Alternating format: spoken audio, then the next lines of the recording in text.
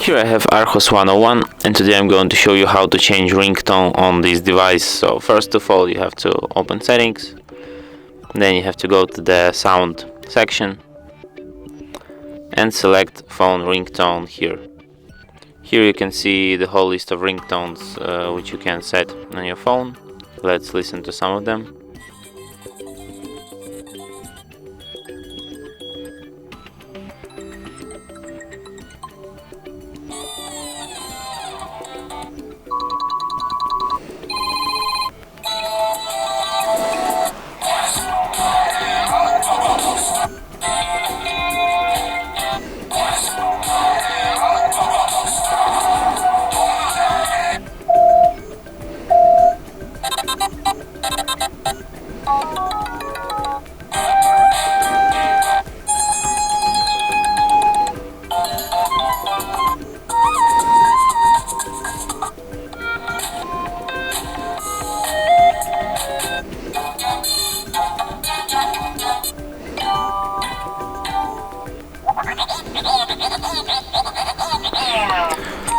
I'm going for this one, and then you just tap OK, and your ringtone is now set.